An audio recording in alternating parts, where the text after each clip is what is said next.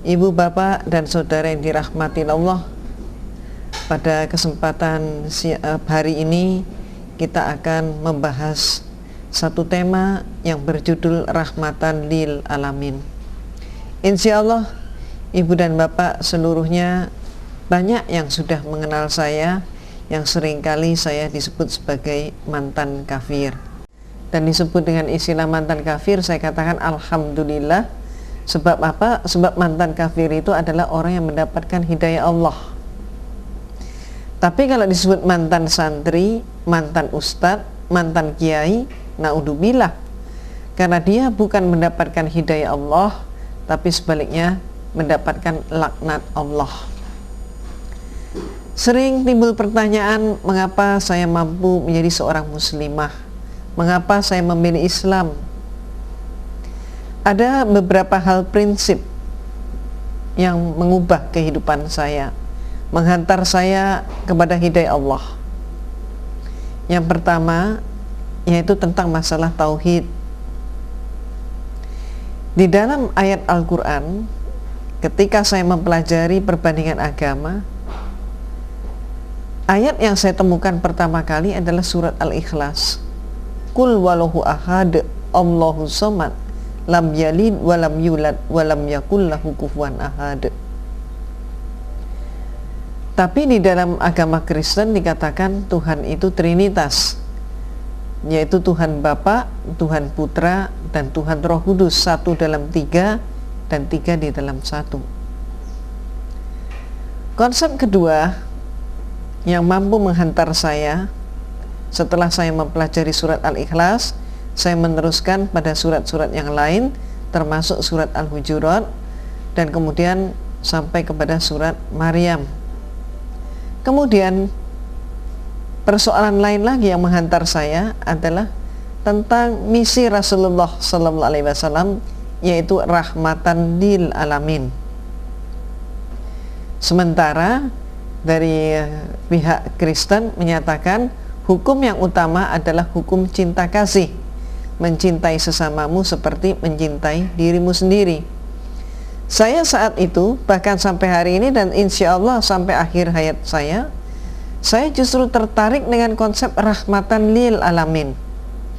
Tapi di sisi yang lain, banyak sekali generasi muda yang nampaknya belum secara lengkap mengetahui misi tentang misi Rasulullah SAW ini. Apa sih rahmatan lil alamin? Bagi saya, rahmatan lil alamin perwujudannya bisa kita lihat dalam bentuk ketentraman, kedamaian, kerukunan, bahkan kerukunan antar umat beragama. Namun saat ini banyak sekali pemahaman yang timbul yang menyatakan semua agama sama. Mari kita cermati, apakah benar semua agama sama? Saya contohkan diri saya, kalau semua agama sama, saya tidak akan tinggalkan agama saya yang dahulu. Untuk apa saya tinggalkan agama saya yang dahulu kalau semua agama sama? Berikutnya, kalau semua agama sama, barangkali dalam satu minggu kita masuk ke masjid, tapi minggu depannya kita masuk ke gereja, minggu depannya lagi masuk ke wihara, dan minggu depannya lagi kita masuk ke pura. Kenapa? Karena semua agama sama. Lebih lanjut lagi, kalau dikatakan semua agama sama, maka kitab-kitab sucinya juga sama. Coba kita tengok, apakah sama kitab suci Al-Quran dengan kitab yang lain? Dalam pengalaman hidup saya, mari kita perbandingkan, kita lihat dengan teliti, apakah sama antara kitab suci Al-Quran dengan Bible. Kalau sama, maka ayat-ayatnya pun sama. Mari kita buktikan bagaimana tentang pedoman dakwah Islam berbanding dengan pedoman dakwah Kristen. Apakah sama pedoman dakwah Islam dengan pedoman dakwah Kristen? Ibu, bapak, dan saudara yang dirahmati Allah, maka coba kita lihat di dalam surat Al-Baqarah ayat 256. Allah berfirman, La ikraha fiddin. Tidak ada paksaan untuk memasuki agama Islam. Dan Itu sebabnya kita ketahui seluruh dunia, dimanapun umat Islam berada, dari abad manapun, tidak pernah terjadi umat Islam memaksa orang yang bukan Islam untuk mengucapkan 2 kalimat syahadat. Demikian pula surat Al-Kafirun ayat 6. Lakum dinukum waliyadin. Untukmulah agamamu dan untukkulah agamaku. Perwujudannya, penjabaran daripada ayat ini antara lain, umat Islam tidak pernah memaksakan orang lain untuk mengikuti misalnya acara-acara yang dilakukan oleh umat Islam, Maulid Nabi misalnya. Kita tidak pernah mengajak orang lain ataupun meminta dukungan orang lain untuk menyelenggarakan acara itu. Kenapa? Karena lakum dinukum waliyadin. Untukmulah agamamu dan untukku agamaku. Demikian pula umat Islam tidak pernah melarang orang Kristen untuk masuk ke gereja. Umat Islam tidak pernah melarang orang Hindu untuk ke pura, dan tidak pernah melarang orang Buddha untuk ke wihara. Kenapa? Lakum dinukum waliyadin. Untukmulah agamamu dan untukkulah agamaku. 2 ayat yang saya angkat ini adalah pedoman dakwah Islam, di samping masih banyak ayat-ayat yang lain. Nah, pertanyaannya, apakah kedua ayat tersebut ada di dalam kitab-kitab yang lain? Ternyata tidak ada. Bagaimana yang ada di dalam Bible? Ayat yang ada di dalam Bible saya kemukakan ada contohnya 3 ayat. Yang pertama yaitu Matius 15 ayat 24. Di situ dikatakan, maka jawab Yesus katanya, tiadalah aku disuruhkan kepada yang lain, hanya kepada domba yang sesat dari antara Bani Israel. Dan kemudian yang perlu kita cermati di sini istilah domba yang sesat. Siapa yang dimaksud dengan domba yang sesat? Ternyata menurut definisi gereja, domba yang sesat itu siapapun orangnya yang tidak mengakui bahwa Yesus sebagai Tuhan, dia dimasukkan dalam golongan domba yang sesat. Maka siapa saja yang tidak mengakui Yesus, termasuk diantaranya adalah tidak mengakui Yesus sebagai Tuhan, diantaranya adalah umat Islam, umat Hindu, umat Buddha, dan siapapun orangnya yang tidak mengakui Yesus sebagai Tuhan, dia adalah dianggap sebagai domba yang sesat.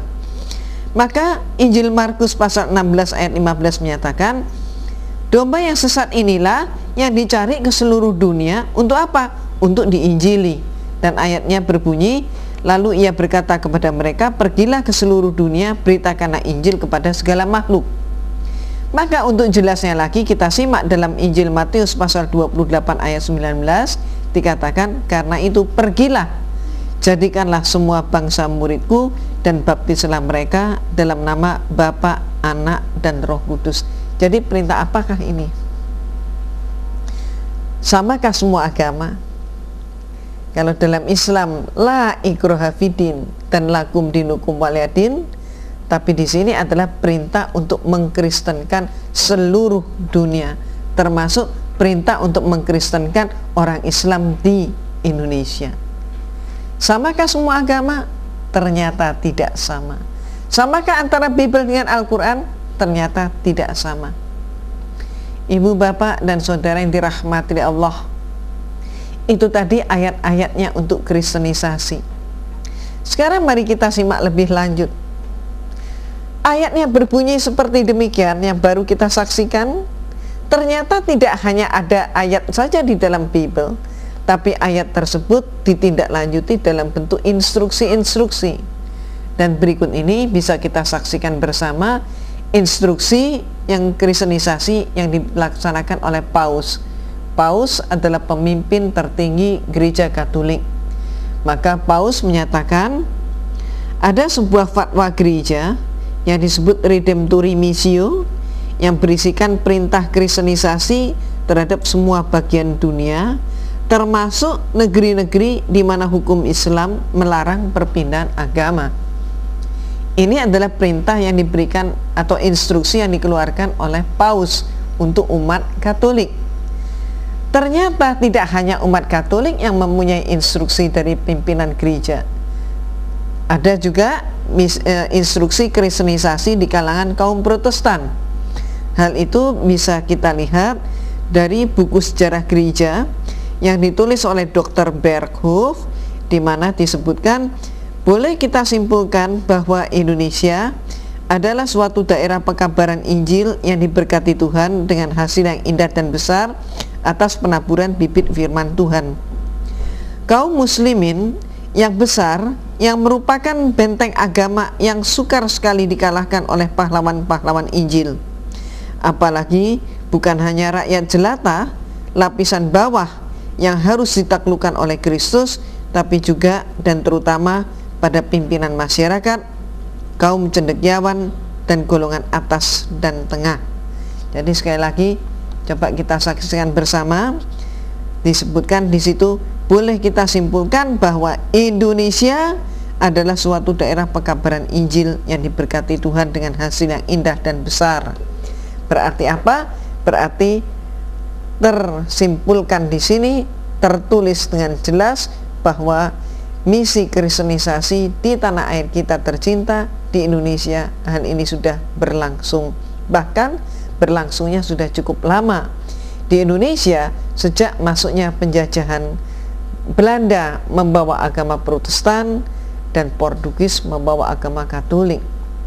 Tidak hanya itu, mari kita buktikan juga, kita lihat hasil konferensi gereja di Quds. Saya ambilkan di sini yang tahun 1935. Quds itu di mana? Quds itu di Yerusalem. Seorang tokoh yang bernama Samuel Zwemer, maka dia menyatakan, misi utama kita bukan menghancurkan kaum muslim. Sebagai seorang Kristen, tujuan kalian adalah mempersiapkan generasi baru yang jauh dari Islam. Apa maksudnya generasi baru yang jauh dari Islam? Generasi baru yang jauh dari Islam adalah program untuk menjauhkan umat Islam dari agamanya sendiri, menjauhkan umat Islam dari kitab suci Al-Quran dan Al-Hadis, mempengaruhi umat Islam agar umat Islam itu cukup Islam, tapi Islamnya hanya di KTP. Jadi disebutkan di sini generasi yang sesuai dengan kehendak kaum penjajah, generasi malas yang hanya mengejar kepuasan hawa nafsu. Ibu, bapak, dan saudara, ayatnya sudah saya tunjukkan. Instruksi gereja baik dari Katolik maupun Protestan juga sudah saya tunjukkan, dan demikian pula saya lengkapi dengan hasil konferensi gereja di Quds. Maka pertanyaannya, samakah semua agama? Ternyata tidak sama. Tidak sama semua agama. Antara Islam dengan Kristen ternyata tidak sama. Mari kita masuk dalam uraian lebih lanjut. Saya pernah kedatangan seorang gadis diantar oleh ibunya. Ternyata ibu gadis ini terkejut karena pada suatu hari setelah makan malam, anaknya yang sangat dia cintai bertanya kepada dia, "Ibu, agama yang hak itu yang mana?" Ibunya menjawab, "Agama yang hak itu Islam." Maka anak ini bertanya, "Ibu tahu dari mana?" Ibunya menjawab, "Itu kan surat Ali Imran ayat 19. Inna ad-dina 'indallahil Islam. Sesungguhnya agama yang diridhoi di sisi Allah hanyalah Islam." Anak ini menjawab lagi kepada ibunya, "Ibu bisa ngebuktiin nggak?" Kalau ibu nggak bisa ngebuktiin, ibu nggak perlu bicara. Ibunya kaget. Belum sempat ibunya menjawab, anak ini mengatakan lagi, "Kalau memang yang benar Islam, Bu, nggak apa-apa karena kita sekeluarga Islam. Tapi bagaimana kalau yang benar itu ternyata agamanya Peter?" Ibunya lebih kaget lagi. Kenapa? Karena Peter itu ternyata menjadi pacar anaknya. Masih dalam keadaan terkaget-kaget, anak ini menyambung lagi, "Itulah sebabnya, Bu, mari hari Minggu kita ikut Peter ke gereja, supaya kita tidak sampai rugi di akhirat nanti." Ibunya menangis. Dan kemudian mereka datang kepada saya. Saya teringat masa lalu saya. Dan inilah jawaban saya untuk mereka. Allah telah menurunkan beberapa kitab kepada umat terdahulu. Ada kitab-kitab yang besar, termasuk Taurat, Zabur, Injil, dan kemudian kitab suci Al-Quran. Pertanyaannya, mengapa Allah tidak langsung saja menurunkan kitab suci Al-Quran? Mengapa ada Taurat dulu, kemudian turun Zabur, setelah Zabur turun Injil, setelah Injil baru turun kitab suci Al-Quran? Mengapa Allah menurunkan hingga beberapa kitab? Jawabannya, Ibu dan Bapak serta saudara, mari kita amati bersama firman Allah di dalam surat Al-Baqarah ayat 61. Dzalika bi annahum kanu yakfuruna bi ayatillahi wa yaqtuluna an-nabiyyina bighairil haqq. Dzalika bima 'asaw wa kanu ya'tadun. Hal itu terjadi karena mereka selalu mengingkari ayat-ayat Allah dan membunuh para nabi yang memang tidak dibenarkan.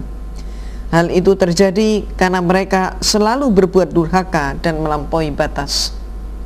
Mari kita perhatikan siapa yang dimaksudkan dengan istilah mereka di dalam surat ini. Siapa yang disebut dengan mereka?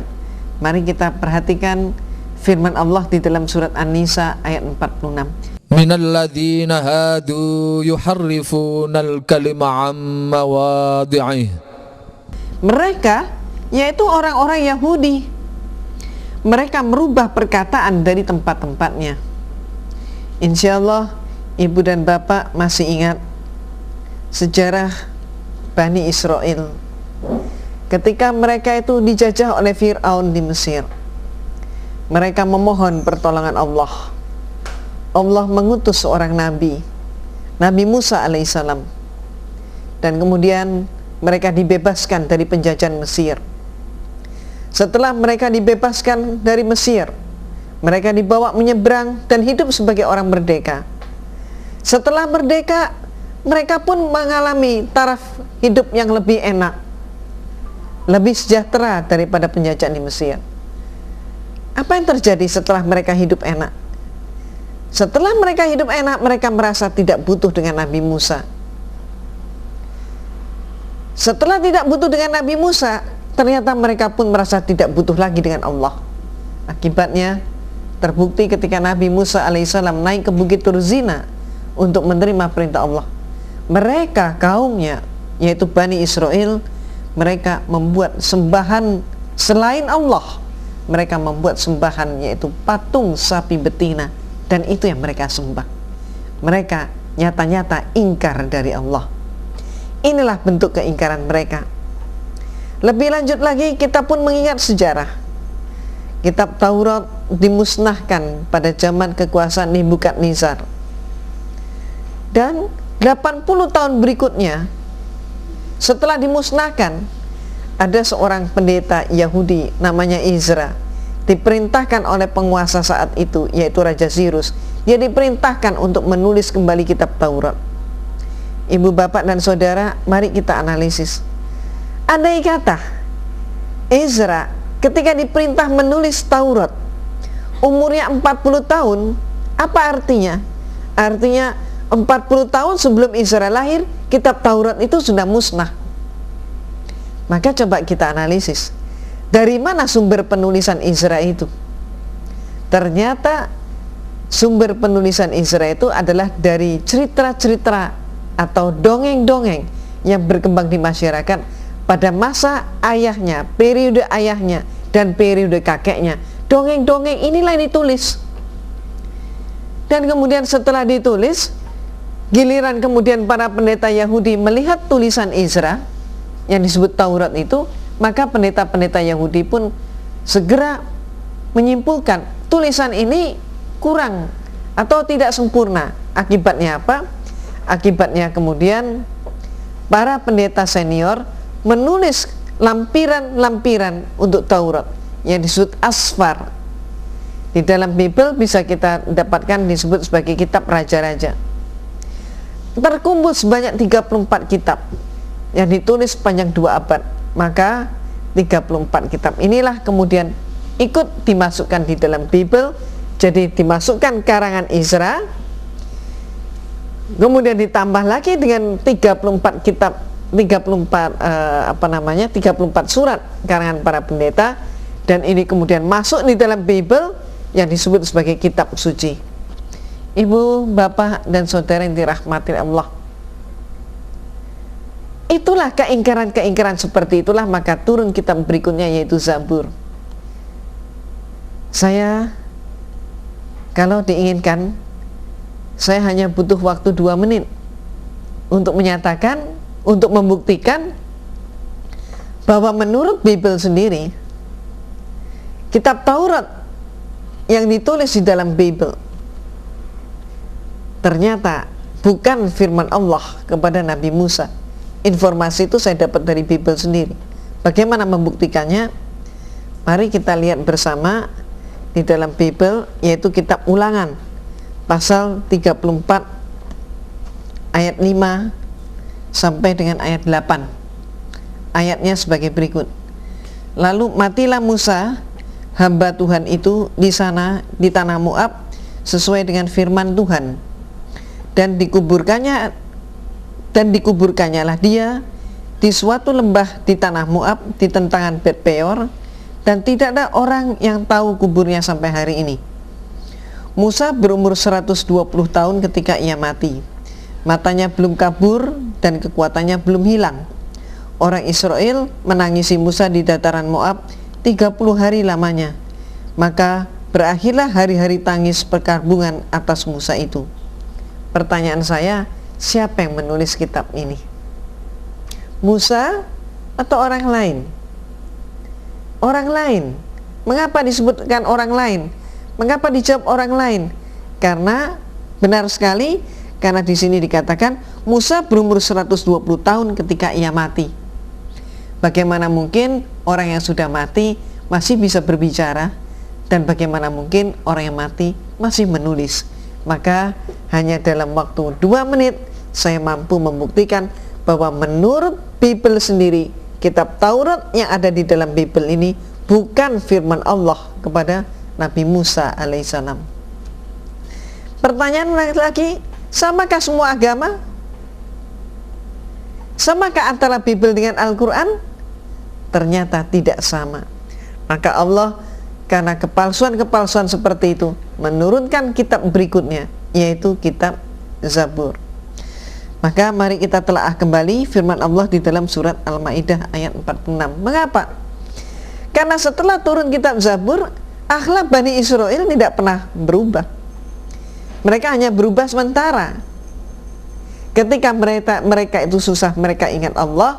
Tapi ketika mereka senang, mereka ingkar kepada Allah.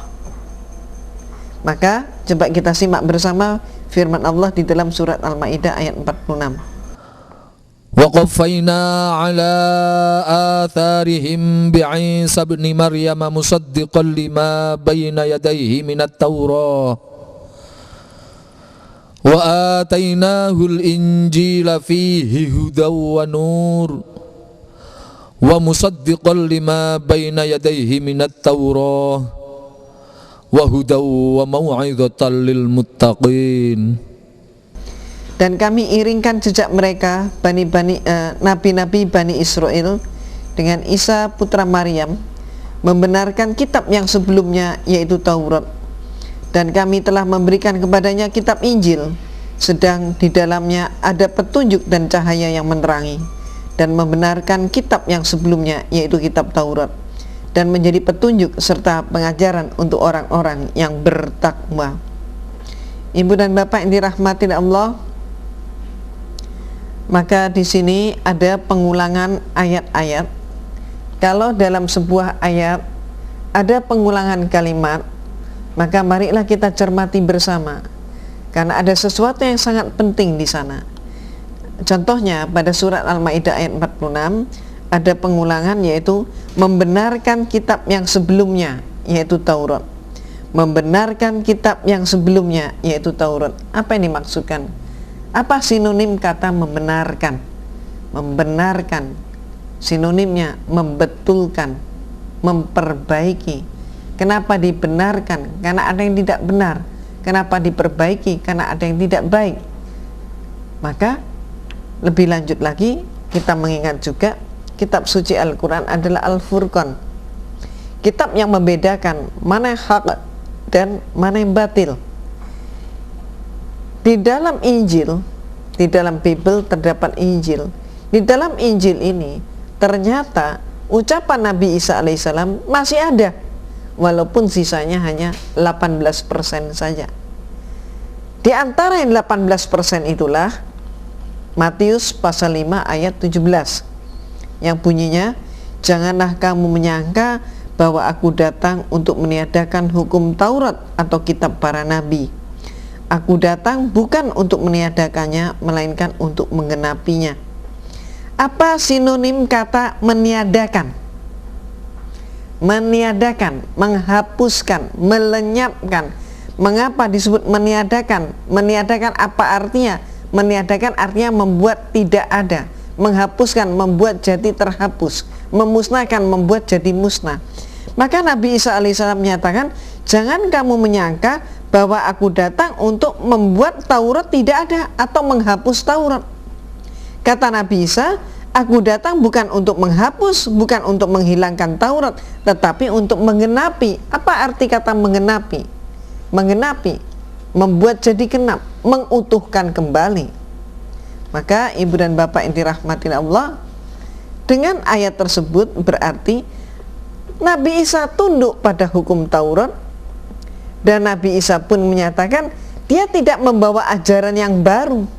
Ajaran yang dia bawa adalah ajaran para nabi terdahulu. Dan kemudian statement berikutnya dia menyatakan dia justru membuat Taurat menjadi utuh kembali. Mari kita lihat, kita telaah bagaimana Nabi Isa. Apakah memang benar sesuai dengan ucapannya bahwa Nabi Isa itu tunduk pada hukum Taurat? Coba kita buktikan. Di dalam kitab Kejadian pasal 17 ayat 10, maka dikatakan setiap laki-laki dari antara kamu harus disunat. Nah, sekarang kita lihat apakah Nabi Isa alaihissalam itu disunat. Maka kita lihat di dalam kitab Kejadian, sebelumnya kita lihat dahulu dalam kitab Kejadian pasal 17 ayat 14. Bagaimana kalau ada laki-laki yang tidak disunat? Ternyata pada Kejadian pasal 17 ayat 14 dikatakan laki-laki yang tidak disunat, orang yang tidak disunat harus dilenyapkan. Bagaimana cara melenyapkannya? Cara melenyapkannya adalah dibunuh dengan cara dirajam. Ini sudah terjadi sejak zaman Nabi Ibrahim alaihissalam. Dan apakah Nabi Isa disunat? Kita lihat Injil Lukas pasal 2 ayat 21. Ternyata di situ terungkap Nabi Isa alaihissalam ketika genap 8 hari maka ia pun disunat. Ternyata Nabi Isa disunat. Ibu dan bapak, pertanyaannya sekarang coba kita lihat, Nabi Isa itu disunat. Kenapa orang Kristiani laki-lakinya tidak disunat? Maaf, kalau ada laki-laki Kristen yang disunat, maka dia disunat bukan karena syariat, tapi dia menyunatkan diri karena alasan kesehatan. Mengapa kita bertanya seperti ini? Karena contohnya bagi kita umat Islam, kita melaksanakan sholat kita mengikuti siapa? Sholat kita mengikuti sholatnya Rasulullah Sallallahu Alaihi Wasallam. Kita puasa kita ikut siapa? Puasa kita mengikuti Rasulullah Sallallahu Alaihi Wasallam. Kita haji kita ikut siapa? Haji kita mengikuti Rasulullah Sallallahu Alaihi Wasallam. Nabi Isa disunat, dihitan. Kenapa orang Kristen tidak hitan? Maka ikut siapa mereka? Siapa yang diikuti oleh umat Kristen? Hal ini perlu untuk kita dapatkan jawabnya. Dan insya Allah sebentar lagi akan kita masuk dalam kajian itu, bahasan itu. Ibu dan bapak yang dirahmati Allah, lebih lanjut lagi, Nabi Isa pun mengharamkan babi, darah, bangkai, bahkan homer, sama seperti kita umat Islam. Bagaimana pembuktiannya? Coba kita telaah, kita buktikan. Saya mempunyai Bible terbitan tahun 1971. Di dalam kitab Imamat pasal 11 ayat 7 dinyatakan, dan lagi babi, Karena sungguh pun kukunya terbelah dua, yaitu bersiratan kukunya, tetapi ia tiada memamah biak, maka haramlah ia kepadamu. Namun, coba kita saksikan juga, saya juga mempunyai Bible tahun 1999. Kita lihat pada kitab yang sama dan ayat yang sama, yaitu Imamat pasal 11 ayat 7. Di sana tertulis, demikian juga babi hutan. Karena memang berkuku belah, yaitu kukunya bersela panjang, tetapi tidak memamah biak, haram itu bagimu. Apa artinya? Tahun 71 dinyatakan yang haram itu adalah babi. Tapi tahun 1999 yang dinyatakan haram itu adalah babi hutan.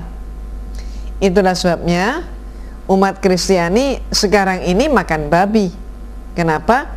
Karena yang haram itu babi hutan. Babi ternak, babi kota, halal. Yang haram hanya babi hutan. Apa bedanya antara babi ternak sama babi kota? Demikian pula apa bedanya misalnya antara ayam ras dengan ayam kampung sama ayamnya. Inilah salah satu pembuktian. Pada tahun 71 dinyatakan yang haram itu adalah babi, tapi tahun 99 dinyatakan yang haram adalah babi hutan. Ditambahkannya kata hutan merubah total. Yang dahulu diharamkan oleh Allah, sekarang ini dijadikan halal oleh mereka. Pertanyaannya, samakah antara kitab suci Al-Quran dengan Bible? Samakah semua agama? Coba kita saksikan lebih lanjut. Di dalam kitab Imamat pasal 11 ayat 28, maka dikatakan bahwa bangkai itu haram. Demikian pula darah pun diharamkan. Tapi kita bisa melihat sampai saat ini ada orang yang memasak ayam panggang, ayamnya itu tidak disembelih, tapi dicekik. Mengapa? Karena menurut mereka ayam itu, darah ayam itu manis. Demikian pula, maaf, ada orang misalnya kalau tidak berhati-hati membeli gudeg, kadang ada penjual gudeg yang menyampur gudegnya itu dengan marus, saren. Ada juga orang yang menjual rujak cingur, tapi rujak cingurnya diberi dede, saren, marus, dede, sama, yaitu darah yang dibekukan dan kemudian digoreng. Ada pula orang yang mengkonsumsi daging anjing, dan kita tahu di seluruh dunia ini tidak ada penyembelihan tidak ada penyembelihan anjing. Maka kalau mau memakan anjing, berarti anjing itu harus dibunuh, kemudian setelah mati dimasukkan dalam air panas, kemudian lehernya dipotong, kulitnya ditarik dari arah belakang. Itulah yang terjadi. Yang diharamkan oleh Nabi Isa justru dihalalkan oleh mereka. Lebih lanjut lagi kita lihat kitab Hakim-Hakim pasal 13 ayat 14. Minuman yang memabukkan tidak boleh diminum. Artinya apa? Mereka pun, Bani Israel, mengharamkan khamar. Nabi Isa alaihissalam pun mengharamkan khamar. Tapi apa yang terjadi? Ibu dan bapak bisa melihat sendiri, seluruh gereja di dunia saat ini, hari Minggu mereka mengadakan misa atau kebaktian. Puncak acara misa atau kebaktian adalah Ekaristi, dan Ekaristi adalah merubah roti dan anggur menjadi tubuh dan darah Kristus. Yang dimaksudkan anggur di sini bukan buah anggur, tapi adalah red wine,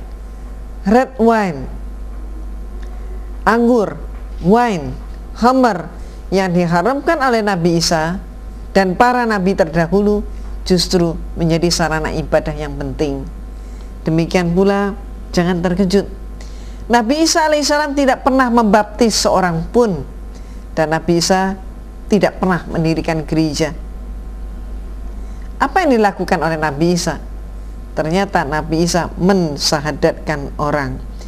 Bagaimana syahadatnya Nabi Isa? Kita lihat di dalam Injil Yohanes pasal 17 ayat 3 yang saya beri garis bawah, tolong diterjemahkan dalam bahasa Arab.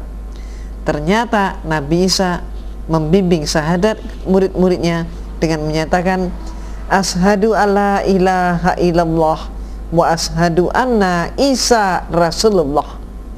Syahadatnya Nabi Musa asyhadu alla ilaha illallah wa asyhadu anna Musa Rasulullah.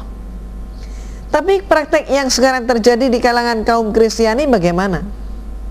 Misalnya, ada seorang pemuda Muslim berpacaran dengan gadis Kristen. Karena cintanya, pemuda ini mau masuk ke gereja dan menghadap pastor atau pendeta untuk minta dibaptis. Misalnya saja namanya adalah Bajuri, tapi bukan Bajai Bajuri, bukan, ini Bajuri yang lain.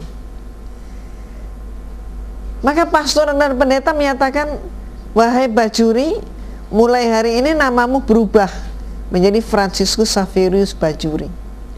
Maka pastor atau pendeta mengambil air, dikucurkan ke kening pemuda itu dengan menyatakan, aku baptis engkau Franciscus Xaverius Bajuri dengan nama Tuhan Bapa, Tuhan Putra, dan Tuhan Roh Kudus. Nabi Isa alaihissalam tidak pernah mau disebut dengan istilah Tuhan. Malahan Nabi Isa ketika disebut muridnya dengan sebutan Tuhan, Nabi Isa marah sekali. Buktinya apa? Coba kita lihat Injil Matius pasal 7 ayat 21. Bukan setiap orang yang berseru kepadaku, Tuhan, Tuhan, yang akan masuk ke dalam kerajaan surga. Apa artinya? Coba kita telaah. Nabi Isa menyatakan, bukan setiap orang yang berseru kepadaku, Tuhan, Tuhan, yang akan masuk surga. Berarti Nabi Isa mengatakan, orang yang menuhankan dia tidak bakal masuk surga, tidak akan masuk surga. Berarti kemana dia masuknya? Karena hidup sesudah mati ini hanya ada dua pilihan, antara surga atau neraka. Maka ternyata Nabi Isa menyatakan, orang yang menuhankan dia masuk neraka. Lebih lanjut lagi, kita bisa membandingkan surat yang kedua, Yohanes pasal 1 ayat 7. Dikatakan di situ, yang tidak mengaku bahwa Yesus sebagai adalah manusia, yang tidak mengaku bahwa Yesus adalah manusia, dia itu si penyesat. Jadi yang tidak mengakui bahwa Yesus adalah manusia, dia itu adalah penyesat. Ibu dan bapak yang dirahmati Allah, itulah sebabnya Allah berfirman di dalam surat Al-Maidah ayat 72. Laqad kafara alladhina qalu innallaha huwal masih ibnu Maryam. Wa qala al-masihu ya bani Israil a'budullaha rabbi wa rabbakum. Innahu man yushrik billahi faqad harramallahu alaihi al-jannah wa ma'wahu an-nar wa ma lidh-dhalimin min ansar. Sesungguhnya telah kafirlah orang-orang yang berkata, sesungguhnya Allah adalah Al-Masih putra Maryam. Padahal Al-Masih sendiri berkata, hai Bani Israel, sembahlah Allah Tuhanku dan Tuhanmu. Nah, sesudah mengajarkan, setelah Nabi Isa membimbing untuk bersahadat, maka berikutnya dilakukan oleh Nabi Isa adalah mengajarkan tata cara sembahyang. Nabi Isa mengajak murid-muridnya ke sebuah taman yang namanya Taman Getsemani. Setelah masuk dalam taman, murid-muridnya dipersilakan berdiri di pinggir, dan 3 orang murid diajak ke tengah taman. Sampai di tengah taman, 3 orang murid ini pun berhenti, diperintahkan berhenti, dan kemudian Nabi Isa menurut Markus pasal 14 ayat 35, ia maju sedikit dan merebahkan diri ke tanah. Kita perbandingkan dengan Matius pasal 26 ayat 39, Maka dikatakan di situ, maka ia maju sedikit lalu sujud dan berdoa. Pertanyaannya adalah, umat mana yang sembahyangnya itu pakai sujud dan kemudian juga pakai merebahkan diri? Betul, umat Islam. Ternyata umat Islam yang pakai rukuk dan pakai sujud. Sebaliknya, ibu bapak saudara silakan melihat sendiri secara konkret, umat Kristiani di seluruh dunia ini sembahyang di gerejanya tidak ada yang rukuk dan tidak ada yang sujud. Mereka masuk ke gereja, duduk, atau kemudian gereja Katolik ada sebagian yang berlutut, tapi tidak ada satupun yang rukuk, apalagi sujud. Ibu dan bapak, pertanyaannya kembali, samakah semua agama? Tidak sama. Itu sebabnya kita umat Islam menyatakan semua nabi Islam, termasuk Nabi Isa alaihissalam Islam, dan ternyata Nabi Isa mengajarkan sholat. Hanya saja kesempurnaan sholat baru terjadi setelah periode Rasulullah Sallallahu Alaihi Wasallam. Mari kita lanjutkan. Nabi Isa alaihissalam pun mengajarkan tata cara pemakaman. Bahkan Nabi Isa dimakamkan dengan menggunakan kain kafan. Tapi bisa kita lihat, orang Kristiani seluruh dunia ini tidak ada yang memakai kain kafan. Mereka laki-laki pakai jas lengkap dengan dasi, dengan sepatu, sedangkan perempuan memakai pakaian pengantin. Padahal Nabi Isa mengajarkan dengan kain kafan. Lebih lanjut lagi ibu dan bapak, pengikut Nabi Isa alaihissalam disebut kaum Nasrani. Nasrani berasal dari kata Nazaret. Nazaret adalah kota kelahiran Nabi Isa. Di dalam kitab suci Al-Quran, pengikut Nabi Isa alaihissalam disebut dengan istilah kaum Hawari, Hawariyun.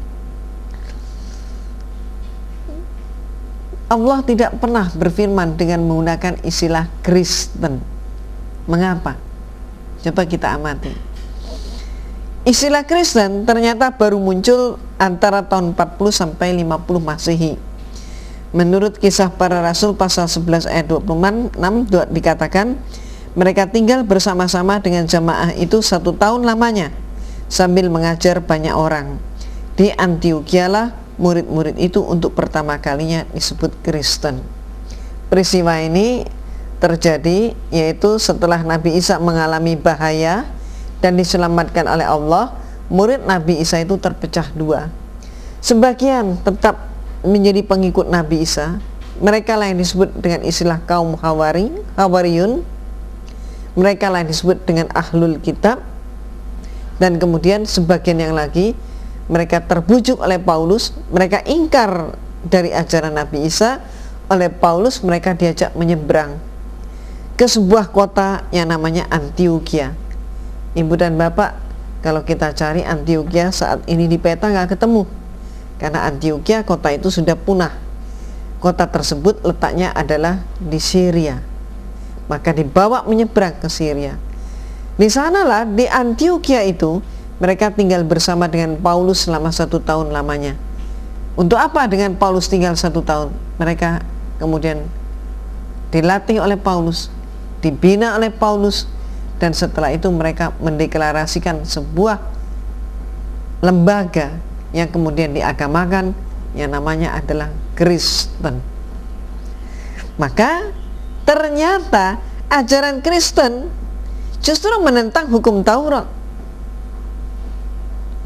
Nabi Isa menggenapi Taurat, tapi Kristen justru menentang Taurat. Apa pembuktiannya? Pembuktiannya dalam kitab Roma pasal 7 ayat 4 dikatakan, kamu juga telah mati bagi hukum Taurat. Kitab Roma pasal 7 ayat 6 dikatakan, kamu telah dibebaskan dari hukum Taurat. Sehingga orang Kristen saat ini makan babi contohnya. Kenapa? Karena Paulus lah yang menyatakan bahwa Taurat itu sudah tidak berlaku lagi. Sehingga inilah yang terjadi sekarang. Seluruh umat Kristiani di dunia ini tidak mengikuti ajaran Nabi Isa. Mereka pun tidak disunat, mereka tidak khitan. Kenapa? karena yang membatalkan Taurat adalah Paulus. Mereka bukan pengikut Nabi Isa. Umat Kristiani bukan pengikut Nabi Isa, tapi mereka adalah pengikut Paulus. Maka mereka tidak dikatakan sebagai Yesusisme, tapi mereka disebut sebagai Paulinisme. Ibu dan bapak yang dirahmati Allah, seringkali karena baurnya istilah atau karena dianggap sama antara Nasrani dengan Kristen, juga dianggap sama dengan ahli kitab. Ada orang yang menyatakan Nasrani adalah ahli kitab, Kristen adalah Nasrani. Pembauran seperti ini tidak membedakan mana Nasrani, mana Kristen, membawa dampak yang panjang, termasuk di dalam menghayati firman Allah surat Al-Maidah ayat 5, di mana dinyatakan dan wanita halal menikah dengan wanita ahli kitab. Kalau ahli kitab itu dikatakan Nasrani dan ahli kitab juga dikatakan Kristen, akibatnya laki-laki muslim pemahaman dalam ayat ini boleh menikah dengan wanita Kristen. Tapi bagaimana dengan firman Allah di dalam surat An-Nur ayat 3? Dikatakan, firman Allah menyatakan perempuan yang musyrik dan laki-laki yang musyrik diharamkan atas orang-orang mukmin. Nah, siapa yang disebut orang musyrik? Perbuatan syirik adalah perbuatan mempersekutukan Allah. Orang musyrik adalah antara lain orang yang menyatakan Allah itu satu, tapi pribadinya tiga, Tuhan Bapa, Tuhan Putra, dan Tuhan Roh Kudus. Maka jelasnya bagaimana? Jelasnya di dalam surat Al-Baqarah ayat 221, Allah berfirman, dan janganlah kamu nikahi wanita-wanita musyrik, dan janganlah kamu menikahkan orang-orang musyrik sebelum mereka beriman. Maka itulah pentingnya kita untuk membedakan mana yang disebut Nasrani, mana yang disebut Kristen. Kenapa? Karena sekali lagi, kalau kita tidak paham benar siapa yang Nasrani, siapa yang Kristen, maka semuanya akan dibuat sama dan berakibat panjang. Antara lain terhadap hadis Rasulullah SAW yang menyatakan persahabatan yang terdekat yaitu antara Rasulullah dengan kaum Nasrani, tapi sekali lagi bukan dengan kaum Kristen. Ibu dan bapak, samakah semua agama? Ternyata tidak sama. Agama yang hak di sisi Allah hanya satu, yaitu Islam. Dan berbahagialah kita umat Islam, umat yang menjadi pilihan Allah. Berbahagialah kita yang telah diberi nikmat yang paling mulia, nikmat Islam, nikmat iman, dan tidak ada duanya. Alhamdulillah, mari kita mensyukuri nikmat Allah dengan semakin memperbanyak amal dan ibadah kita, semakin mendekatkan diri kepada Allah. Insya Allah ini yang dapat saya berikan saat ini. Atas segala kekurangannya mohon maaf. Billahi taufik wal hidayah. Wassalamualaikum warahmatullahi wabarakatuh.